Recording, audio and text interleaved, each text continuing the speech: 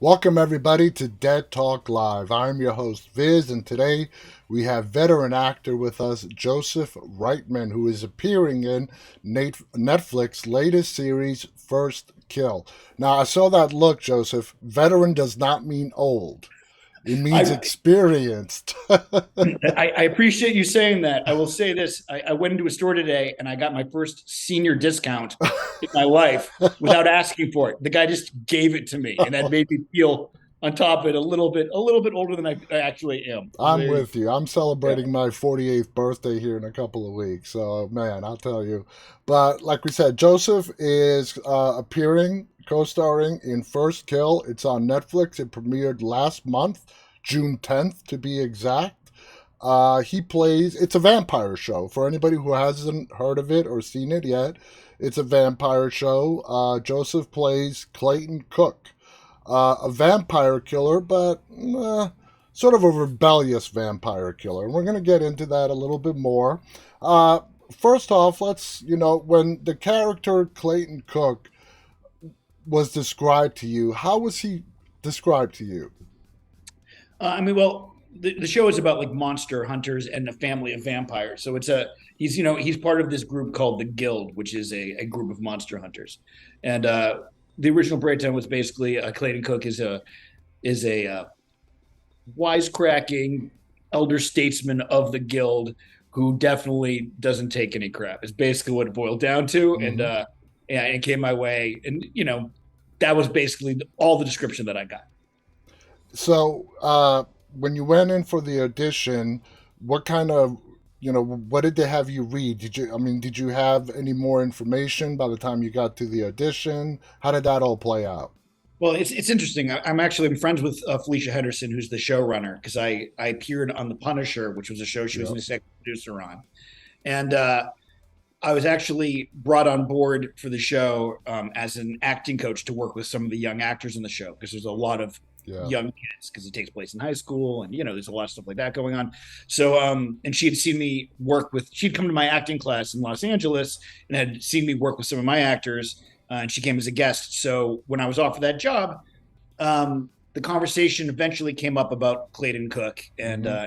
whether or not I'd be a good fit for the role. So I had a lot of information on the show because of that. And That's yeah, so it helped. It helped. It all worked out. It all Oh, worked it did. out. It Now, did. First Kill is based on a short story. Did you familiarize yourself with the short story either before or after you booked the role? It's a really good question. I did not. But I appreciate you saying that. I knew that Victoria had written it, but what's funny is like I had met her and discussed it. I discussed actually the show because she was there from the beginning when we were filming. So, and I was already there as well.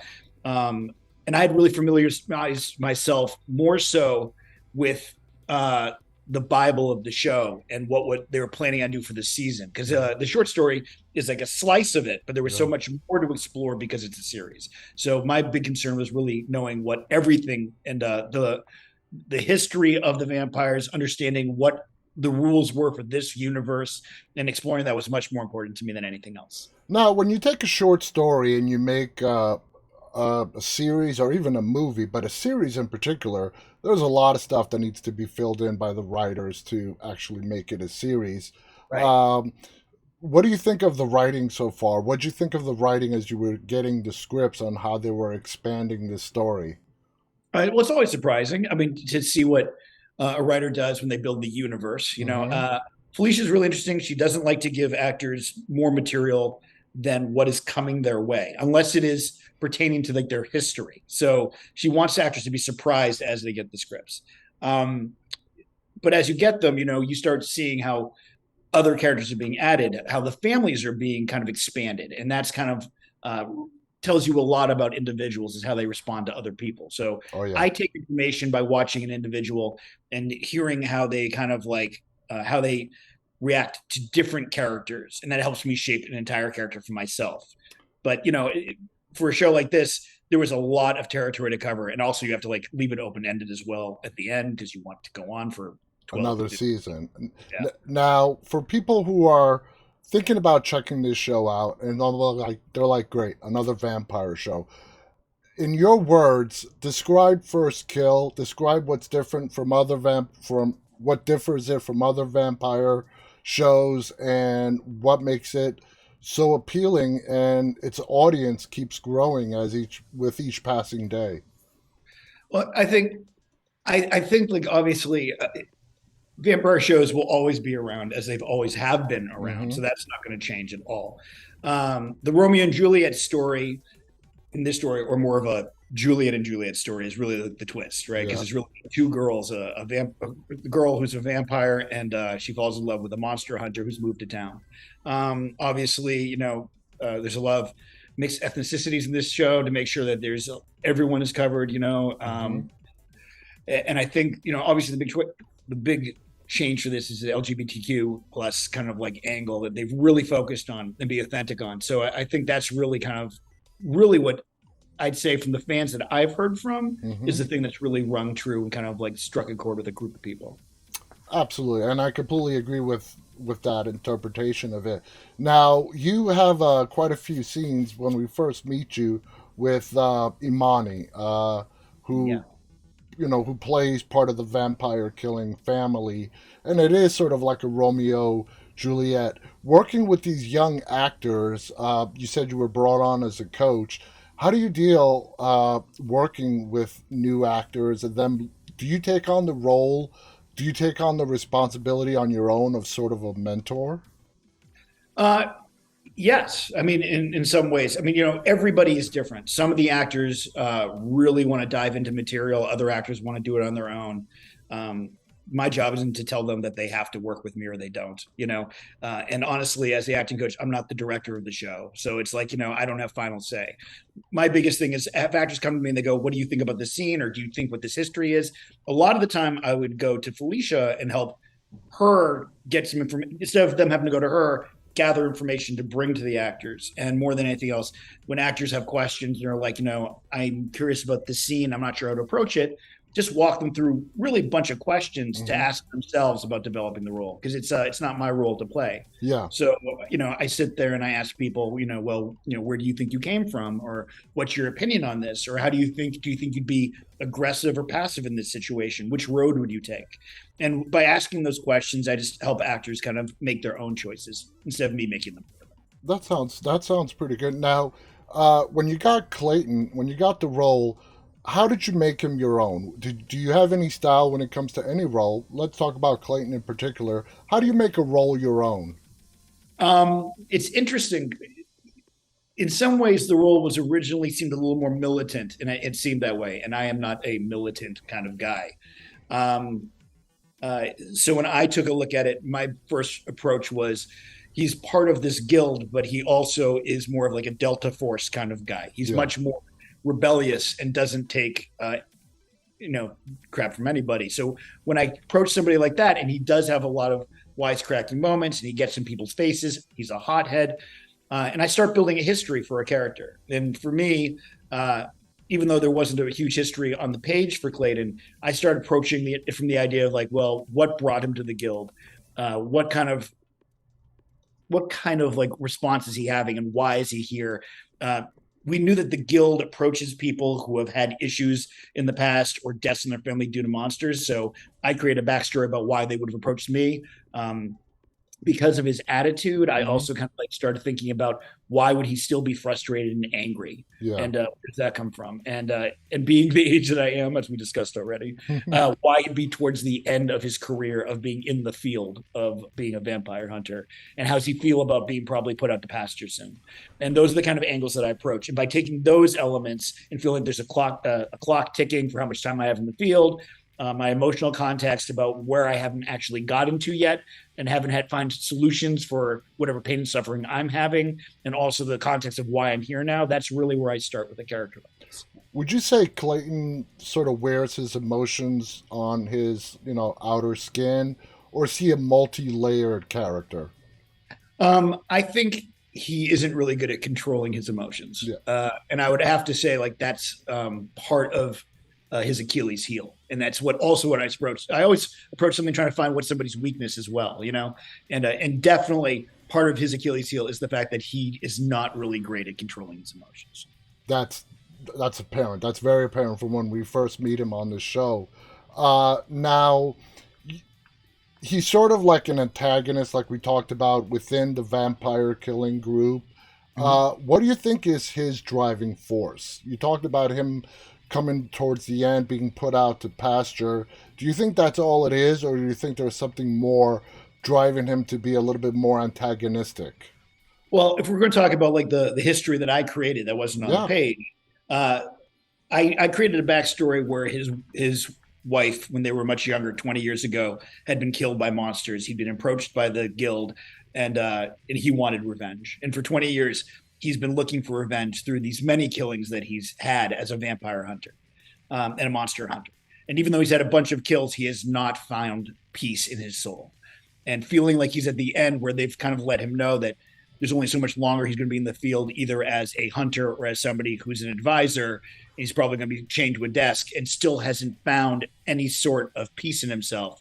That's a lot where the anger comes from, realizing that he can't find it by killing more monsters. How critical, and I've asked this question to a lot of different actors, and a backstory is very important to almost every actor I've spoken to. When it comes to your craft, how important is the backstory for you? It's everything. No one's world starts when they walk onto the screen when you see them for the first time. Yeah.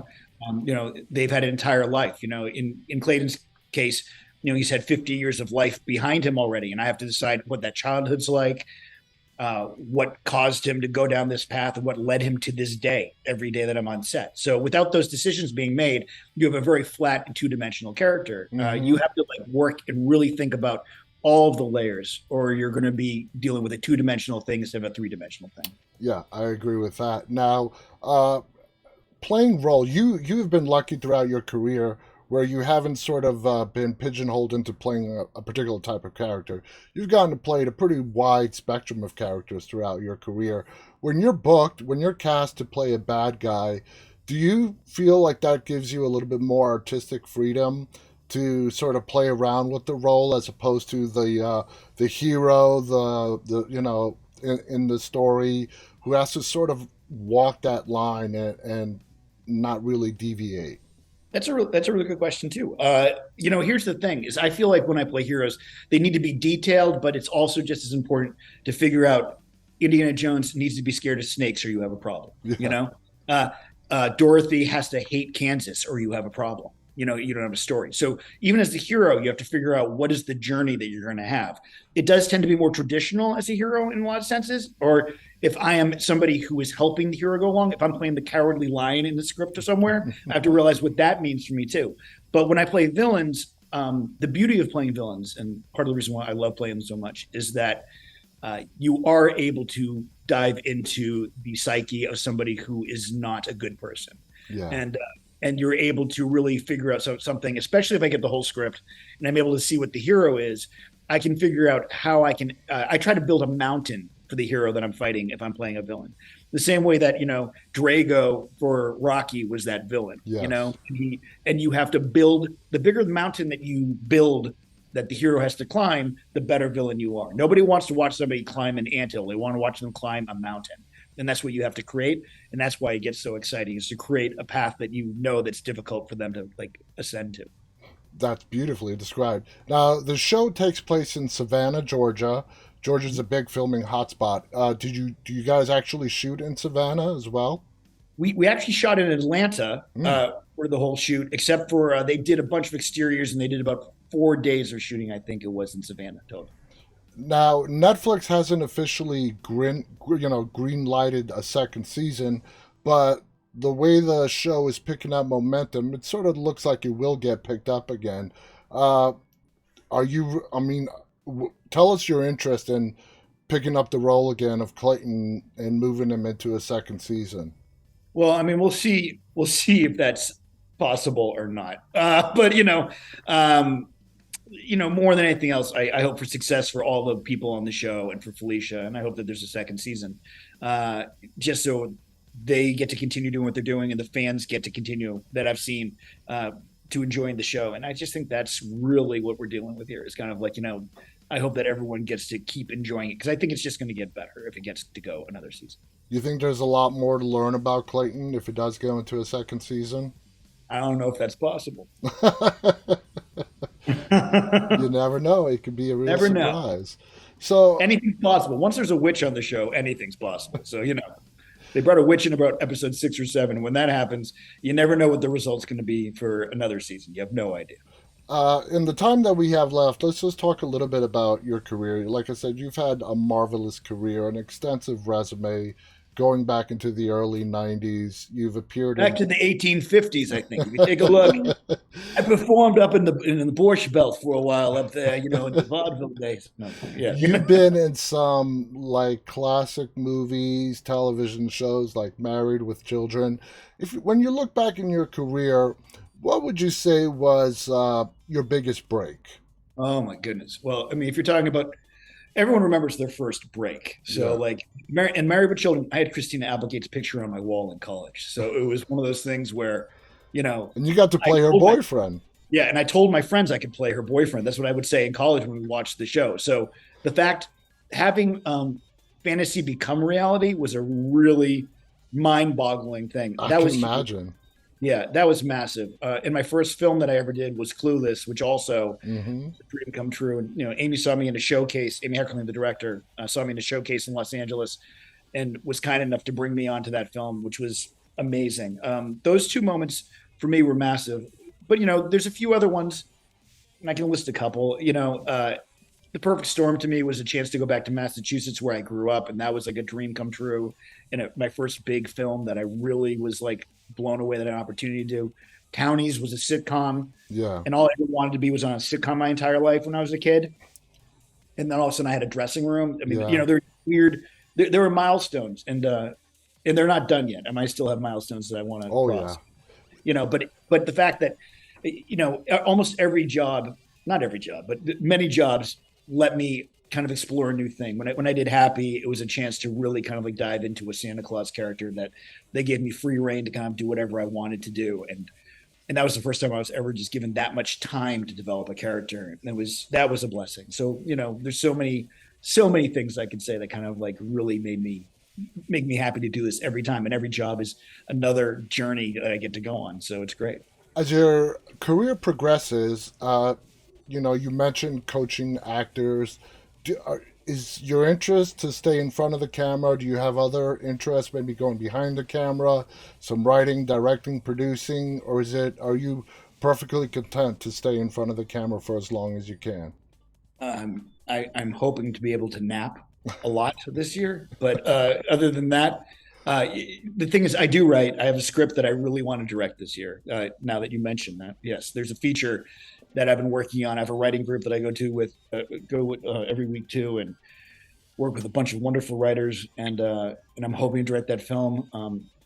I think most people who know me think that I really do enjoy teaching more than anything that I do. It makes me the happiest. Uh, it is something that brings me joy every day when I get to do it.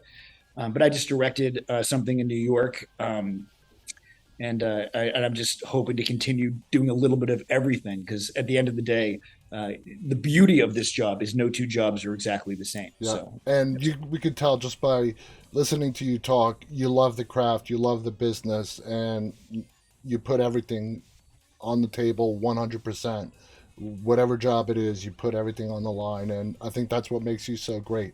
I want to that's thank you so much for coming on here and sharing with us some of your experiences. Again, guys, the show is called First Kill. It is available now on Netflix.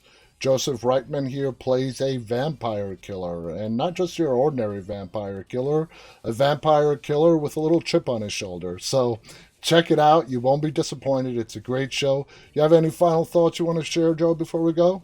I'm just grateful that you were willing to spend some time with me and talk to me about something that I love. So thank Oh, you so much. absolutely. Thank you so much. Thank you so much to our audience who tuned in live and those of you who'll be watching later on. On behalf of Joseph Reitman and myself, stay safe and stay walking. Good night, everybody.